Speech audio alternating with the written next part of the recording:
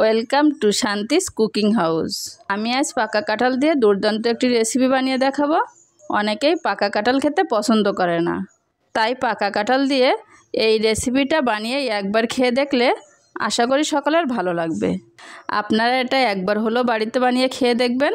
আমার এই রেসিপি যদি ভালো লাগে তাহলে আমার চ্যানেলটি সাবস্ক্রাইব করবেন, লাইক কমেন্ট শেয়ার ফলো করে আমাদের পাশে থাকবেন। আমি এখানে কিছু পাকা কাঁঠালের কুয়া বের করে নিয়েছি। আমি এবার এর ভিতর থেকে বিচিগুলো বের করে নেব। এভাবে বিচিগুলো বের করে আমি আলাদা করে নেব। আর কাঁঠালের ভিতরে দেখবেন এরকম একটা ফেস্টো থাকে, এই ফেস্টোটা যেন না থাকে। দেখুন আমার বিচির সাথে কিন্তু বের হয়ে গেছে। এভাবে আমি সব বিচিগুলো বের করে নেব।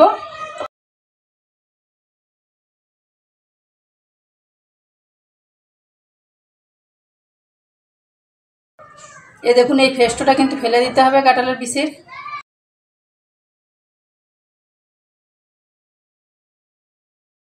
আমি সব বিচিগুলো বের করে নিচ্ছি কাঁঠালের কুয়া থেকে। আমি কাঁঠালের কুয়া থেকে বীজগুলো সব আলাদা করে নিয়েছি। আমি এবার এরকম একটা ছাঁকনির মাধ্যমে, যে ছাঁকনিটা একটু ছিদ্র বড় আছে, ওই ছাঁকনির উপরে দিয়ে এরকম করে ডলা দেবো, তাহলে আমি কাঠটুকু বের হয়ে যাবে।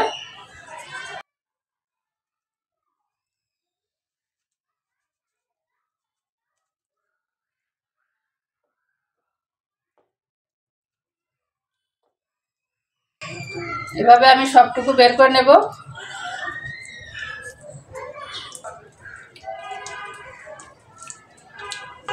এই যে ফেস্টোগুলো আমি কিন্তু ফেলে দেব।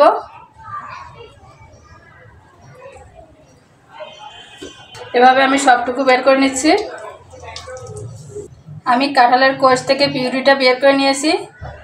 দেখুন কতটা পিউরি হয়েছে, আর এটা কিন্তু খুব অল্প সময় বের করা যায়।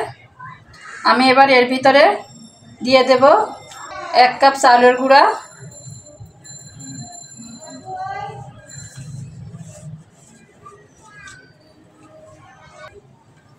দিয়ে দেব 1/2 কাপের মতো চিনি।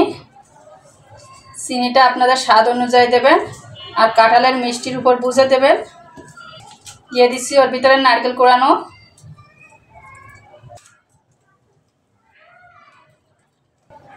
1 চিমটির মতো লবণ দেব। আর এবার এর ভিতরে আমি ময়দা বা আটা দিয়ে আমি ভালো করে একটা ডো তৈরি করে নেব।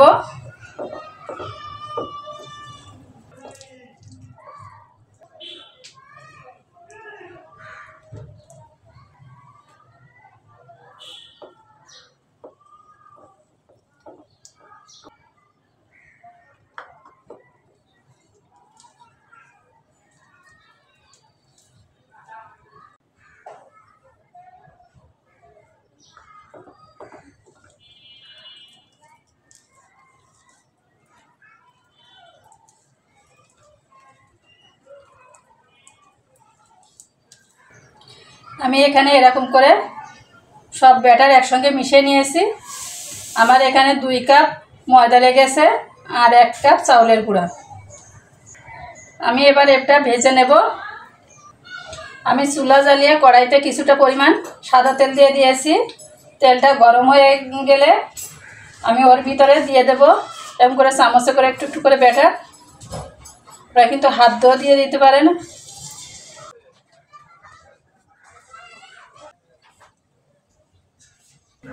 আমি হাত দিয়েও দিয়ে দেখাচ্ছি। আমার মনে হয় এটা হাত দিয়ে দিলেই বেশি ভালো হয়,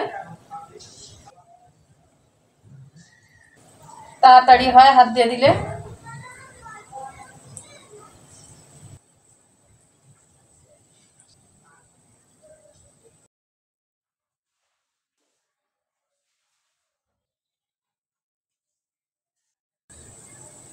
আমি কড়াইতে দিয়ে দিয়েছি।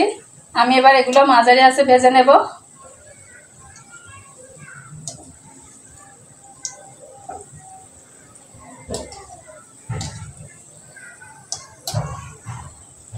মাঝে মাঝে এভাবে নাড়িয়ে চাড়িয়ে দিতে হবে।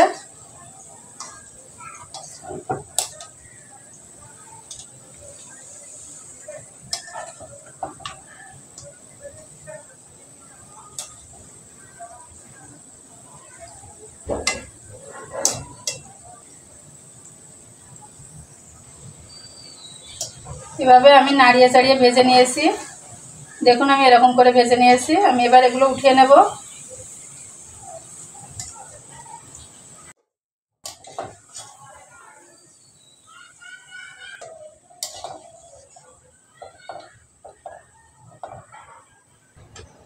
আমি আবার দিয়ে দিচ্ছি।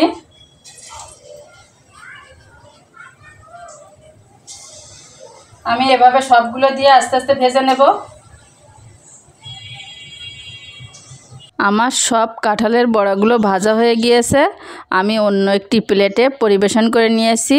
আর এই রেসিপিটা বানানো যেমন সহজ, খেতেও তেমনি সুস্বাদু হয়। আপনারা একবার হলেও এটা বাড়িতে বানিয়ে খেয়ে দেখবেন। আশা করি ভালো লাগবে। ভালো লাগলে আমার চ্যানেলটি সাবস্ক্রাইব করবেন, লাইক কমেন্ট শেয়ার ফলো করে আমাদের পাশে থাকবেন। ধন্যবাদ।